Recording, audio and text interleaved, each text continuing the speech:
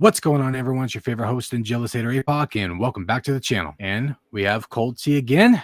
It's been a little bit. Hey guys. So one of our first collabs, I believe, was on Keren Swan being sued. I think that was one of our first ones, right? I think that was our second one. But anyways, we haven't talked about it in a while, and we kind of want to give you guys an update. Now, we're going to do this like periodically. There's been quite a few updates, I think. But when we first discussed Keren Swan being sued, it wasn't in full detail. It was just reading off the article from Business Insider. Like I said, I didn't go into great detail. It was just basically just summarizing some of the things. But today, we're going to actually dive into the bigger complaint, where there's a lot more detail to like what's going on like within this lawsuit. I know everybody already knows this, but I'm not a lawyer. This is not legal advice. I'm not your lawyer. You shouldn't take this as legal advice. And if you have any questions that you need legal advice for, please contact a licensed and barred attorney in your state or Providence or whatever. Yes, I co-sign on all that. Yep. Everything is alleged. Nothing is set in stone. We're not making any claims. Nothing. We're just reading off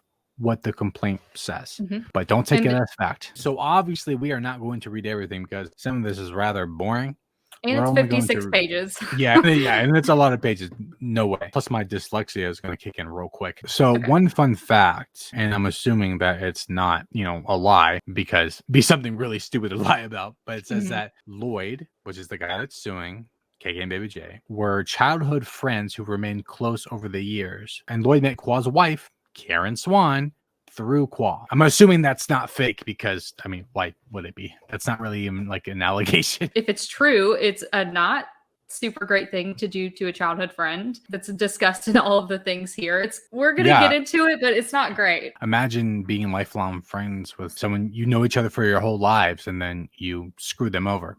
Again, alleged. I'm just saying, like, if this is true, if this is what Qua did to Richard, then that's really messed up. And so it says that Keren Swan started their YouTube channel, whatever. Now this is interesting. It says KKandbabyJ was formed in 2017, which is true. Not the channel itself. They're speaking about like as a business, like an LLC. But it says it's owned by Qua 80% and Keren 20%. But that's a little odd because wasn't Keren the one that started the channel? But she owns only 20% of KKandbabyJ. This is just like pure speculation on my part. I have a feeling that because their channel started far before they got married, that even though it was started by Keren, there's probably a reason that Qua has the majority ownership of it. I'm not exactly sure what that is, but them not being married yet and, if they have other financial sorts of stuff going on, which apparently they freaking do,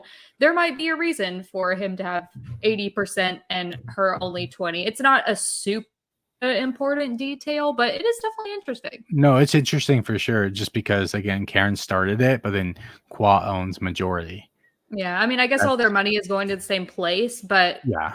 It's still a distinction that you're like, well, your money's going to the same place. So they do also talk about the increased interest during the pregnancies and childbirths. Oh, yep. KKandbabyJ YouTube channel, Keren and Qua, in almost daily video postings or vlogs, offer their audience an inside view of their personal lives. The subscriber views tend to increase during Keren's pregnancies, which is absolutely true. That is an absolute fact. Her top video is, I think, a birth vlog. Yeah, and that's true for like almost every family channel out there. Like you'll be hard pressed to find a family channel that doesn't have more views on pregnancy announcements, baby announcements, names, birth vlogs, like all that kind of stuff. They definitely get way more views. I thought it was hilarious when Jess Fam said that her highest viewed videos on her channel are based around drama. But they're not. They're literally based around their children. So what the hell is she talking about? She said on her podcast, I think she's trying to be like, I don't exploit my children. I exploit drama. I mean, she does both, but still. Her children's the highest views on her channel. So now they aren't. I mean, obviously she gets more views with her children in the thumbnails and stuff, but now her channel solely relies on constant drama. Hey, you're one to talk about someone's channel relying on constant drama, Mr. Commentary. Hey. Oh my. But you know what? Move, that's on purpose. You're not pretending to be. The difference is it's a smart move because drama never dies out. I'd much rather exploit drama and exploit the exploiters who are exploiting their children, then do what they do. Keren and Kwa became internet celebrities. Barf. If they walked out of their house, nobody knew who they were. With a large part and loyal fan base, that's for damn sure, such that they were able to generate income as internet influencers. They generated income from exploiting their children. In 2019, with interest in KKandbabyJ was waning and the amount of revenue Keren and Kwa were realizing from their KKandbabyJ YouTube channel was declining. That's absolutely true, which is why they have a new baby, because their channel was declining in hardcore views. Well, not to mention just like stopping the daily vlogging and becoming like more and more unrelatable. It's just full stop. And now look at them. They're like straight up on their downfall, and it's getting bad. Their views are, whew, man, not good. Yeah, I noticed like when their views started declining a lot, there's always this thing that happens with like very successful, I'd say like over 1 million. This almost always happens. I'm sure there are some outliers out there, but when you're like a YouTuber under 1 million subs, usually like you are your product, your brain, your creativity, your opinions, your commentary, whatever it is. But once you reach a certain level of success on YouTube, you don't have yourself in touch with most of the people that are watching you, because now you're not the product. You just being a YouTuber is the product. It's like a really weird cycle. That's why like she started to Kick-Ass, and that's why Kira started her baby company. Like they need other revenues that can potentially be more sustainable, because that isn't. Keren doesn't know how to run businesses. These people don't have any work ethic. They don't have any ambition in life. They just want to exploit children. That's how they made their money, is exploiting children. That's it.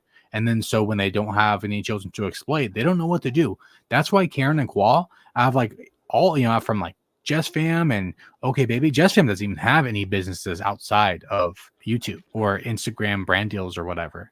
And it's the same thing with, Okay Baby. A lot of these people don't have businesses, and they just milk it as much as they can. And then if they try something else, it just completely fails. But Keren and Kwa have tried a lot of different things, and a lot of different things have failed. And now, like Kwa said, going back to the basic when they have their last baby cash money. Yeah, and it sounds like Keren may have put a lot of somebody else's eggs in her basket, which I have a feeling is kind of the point of this lawsuit. Yeah. You're investing certain assets that somebody has their hand in, that owns them, and then you try to take advantage of that. That's not great. If all this is true, and then they lose this lawsuit, then they kind of deserve it. So right here in number 19, it says that Keren and Kwa hired Richard for his services to help them on YouTube or like social media. Richard wanted like a stake in KKandbabyJ, like he wanted a percentage, but they didn't want to give him any sort of ownership or have any sort of connection to the KKandbabyJ name or which, brand. by the way, is weird. Usually, if you're an investor, I don't know if anyone's ever seen Shark Tank, but when somebody walks in and says, "I want $1 million for a 10% stake in my company," that like actually means something, and that's what this is talking about. Is Richard had money that he was going to invest into KKandbabyJ as an entity, and he wanted a stake in the company for that, because why would you put money in if you don't have your own skin in the game, Well, especially because, again, from what we've read, is that he was gambling. He was rolling the dice with this situation. And so he wanted to be like, well, if I'm going to do this, then I want like a percentage of your brand so that I know that I'm going to get something out of it. Which is exactly why in number 20, it says, in order to protect himself against potential, quote, worst case scenario, unquote, he repeatedly requested stake in or enforceable agreement with KKandbabyJ. All parties knew they were his sole source of revenue at the time. It would certainly benefit from his efforts, which from what I've seen of the lawsuit, it does seem like Mr. Lloyd is a relatively successful businessman who knows what he's doing. Like he seems, at least from the records that I've seen, it seems like he does know what he's talking about. He's got his head on straight. There is a huge list of the things that he can do and what he has done for Keren and Kwa, at least that's what he says, for Kick-Ass and whatever else. It is a huge list. Obviously, he's well equipped for the job. So I guess because they didn't want Richard to have any sort of stake or connection to the KKandbabyJ brand, they assured him, I guess, or promised him that they would recommend and promote his services to other people, other channels, other influencers, whatever. And that was maybe his compensation, at least in that sense. Which, if this is true, I hate this because there's a whole thing about people that are some lucky people among us who have like either very specialized talents or skills that they put an extremely large amount of time into perfecting. And somebody saying, "Oh, will you do this for me? I'll promote it on my page." That's not payment. And that No, it's gives not. like this gives me we'll pay you an exposure vibes because Yeah. there's no guarantee that any of these people that KK and Baby J promote Richard's services to, there's no guarantee that they're going to hire Richard. So that even is just a gamble. And I have a feeling if I'm going off of the complaint, according to this, it to me seems like maybe Richard was a little bit more lax on having everything super ironclad because Qua was his very long time friend. That's just what I assume. I mean, there's been plenty of times you give like the benefit of the doubt to people that you know, or that you just like you put too much trust in them. You know, there's family members that you put trust into that you don't think will do something, and then they screw you over. So Lloyd relied upon this promise in deciding to move to Florida. With the promised access, introductions, and recommendation of Swanson and Wynn, Lloyd could do for other celebrity internet influencers what he intended to do for Keren and Qua, develop a number of similarly situated clients, and establish a lucrative business. He was really riding on this. Like, he moved. That's what I'm talking about. You move because you think something's guaranteed, or you want to help someone out, this and that, and then you just get screwed over, allegedly. They agreed to the creation of a number of affiliated entities under the banner of KKR, and that stands for all of their names. The annual salary figure of $100,000 that was allegedly supposed to be paid to Richard, which was a lot of money. No, that is a lot of money. You would move for that money, you know? Oh, yeah. Lloyd trusted Keren and Qua to make good on their promises. Lloyd's trust in his friends were misplaced. The affiliated entities that Keren and Qua and Lloyd agreed that Lloyd would create and manage, and in which Lloyd would have various ownership interests in addition to his agreed salary of $100,000. So the other separate entities are other businesses that they started together. So this one says that they did the KKR, they did Bates. So that means that their podcast was also attached to Richard Lloyd. Because it's attached to Bates Management Company. And then it says Cape Tal. And I remember Qua mentioning Cape Tal on the podcast. So Richard was a part of that. Honest Realtors, which that's Qua's realty thing that he promotes. Everybody says that they all make all their money from, he does realty. Yeah, no, he doesn't. He barely does it. But apparently Richard was attached to this too. And then Yellow Dog Entertainment, whatever that is. And then Kick-Ass. I think Kick-Ass was the biggest one. That was supposed to be the biggest like payout for them or whatever, aside from like helping with social media. And then also the RTL Foundation. It's interesting because on 13 for the RTL Foundation LLC, it says created to purchase the home in which Swanson and Wynn currently reside, but could not be used because of less favorable financing conditions. That has to do with the house, which kind of makes me curious as to what the plan was in creating an LLC just to be able to purchase the house. And Mr. Lloyd did agree to it conditionally, and it seems from this complaint that they have broken those conditions. Keren marketed Kick-Ass Workouts as her company. So Keren owned only 36% of Kick-Ass Workouts. That is her own business. 36%. Qua owned 2% of Kick-Ass. But didn't she say that Qua didn't have anything to do with Kick-Ass? And then Lloyd owned 20%. Mary Arnold, Keren's sister, owned 3%.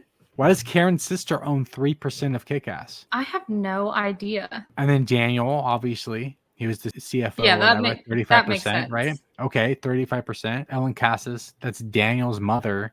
The part-time nanny for Keren and Qua, 4%. So hold up. Why does Keren's sister own 3% or did own 3% of Kick-Ass, and Daniel's mother owned 4% more than Keren's own sister? That's weird. But why did she own 4%? That's odd.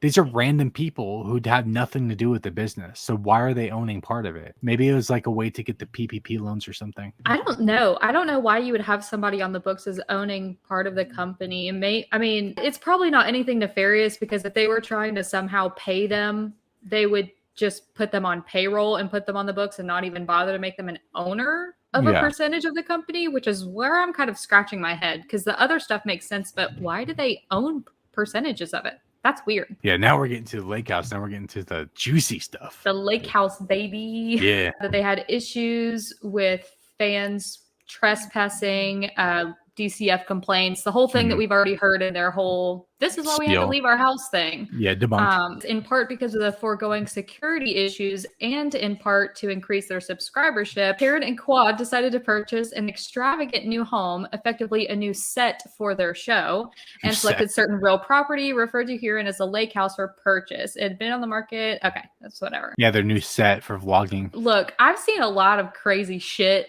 in complaints, but it's so fun. Like, I don't know.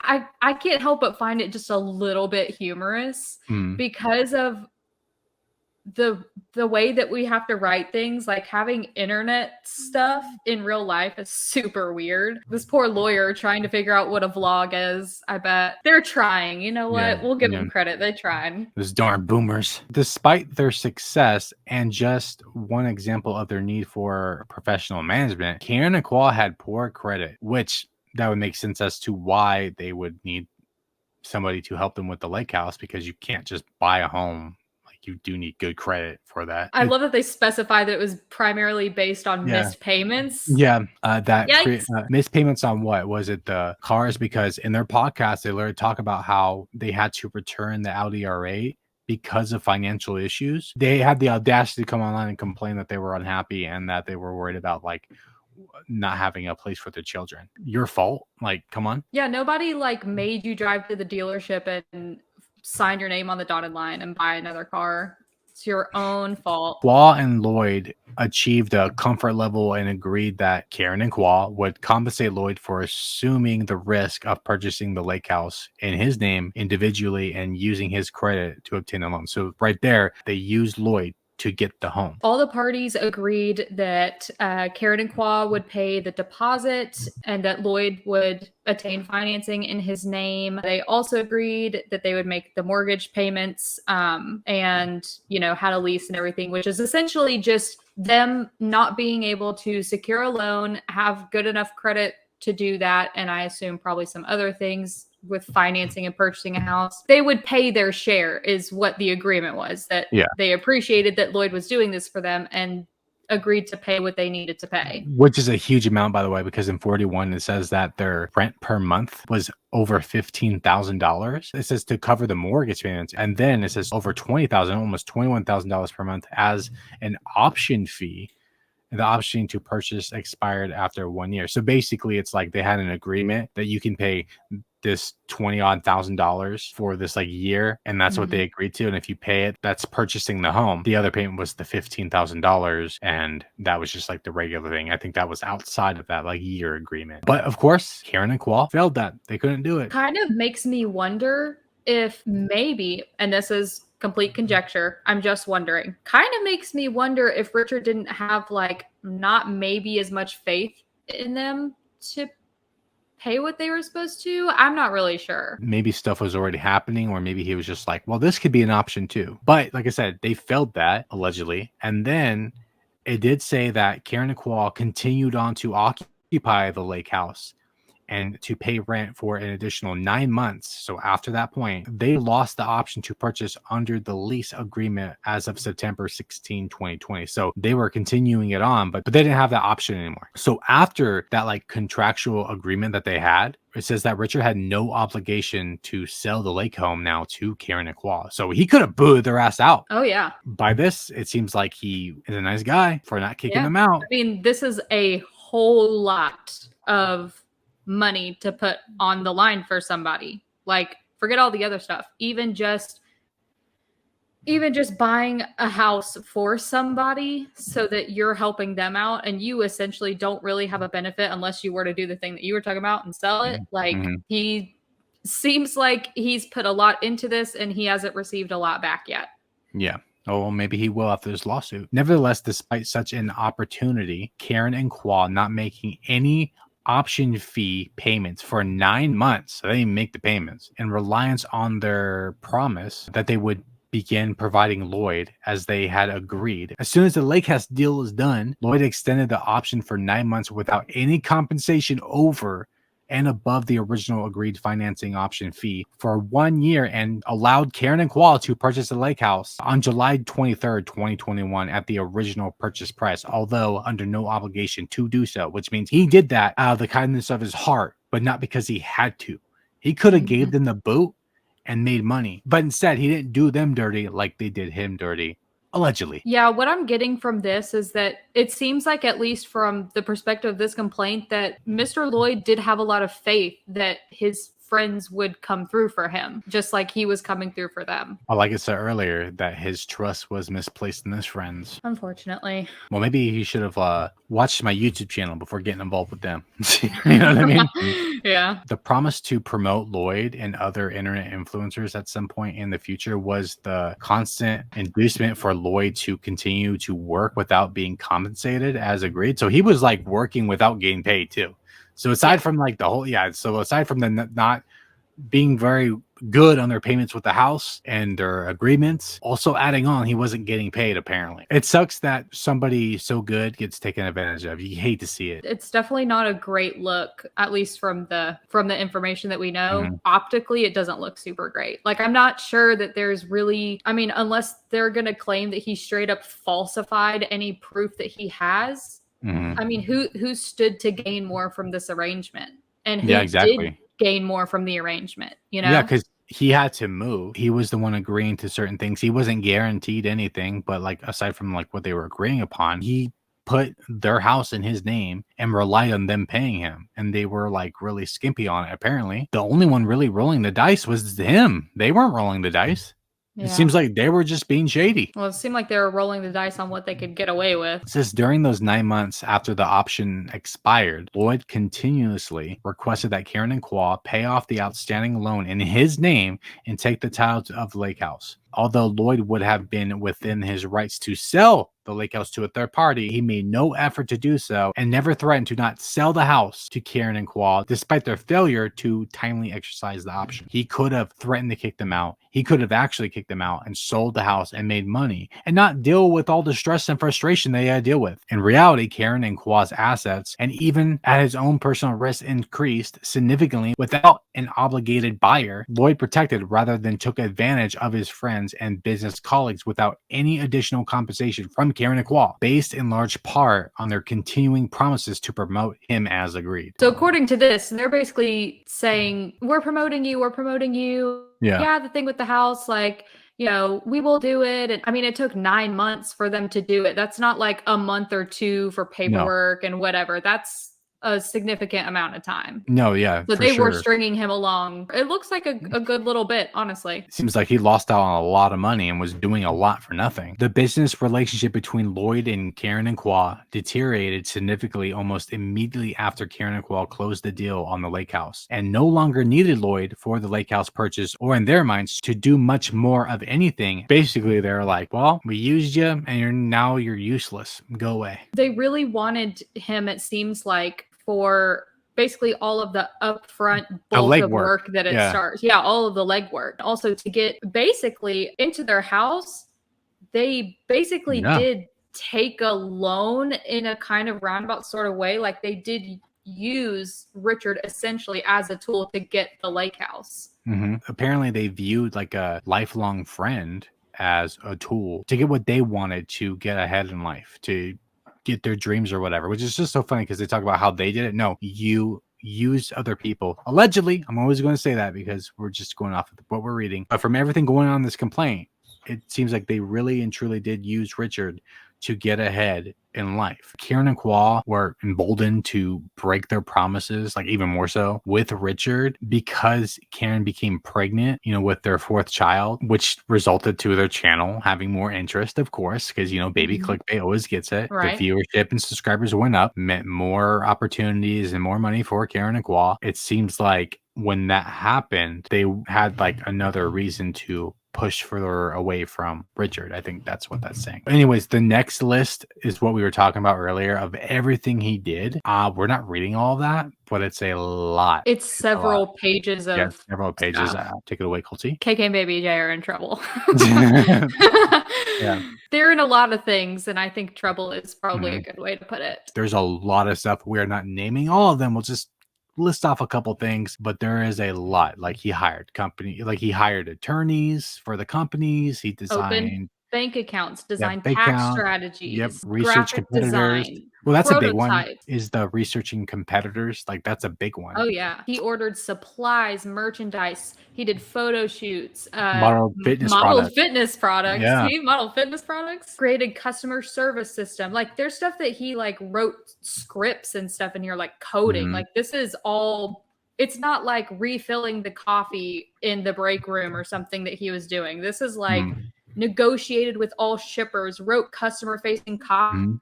These are not small tasks. No, this you is know? he purchased all of the marketing materials for Kick-Ass Workouts Bootcamp. He did negotiations for the warehouse and other things. Offered to employ or terminate the relationship of anyone who Swanson or Wynn desired. That's some dictator shit right there. Found ways to reduce spending whenever requested. I'm sure it wasn't requested a lot. Applied for the PPP and EIDL loans. Which is funny because I don't know where it was. It may have been on the podcast, but Karen was kind of praising somebody for applying for the loans. You know, basically, yeah, we got a guy, and now so we got you the loans, but now you shit on him. Yeah. But yeah, that's the list, guys. There's a lot more coming. That was just like a small segment within like the whole thing. And next time we'll be breaking down Karen Qua's broken promises, allegedly. Everyone thank Colty for coming on. We always love having you on. And I'll leave a link down below to her channel. And we'll catch you guys later. Bye. See ya.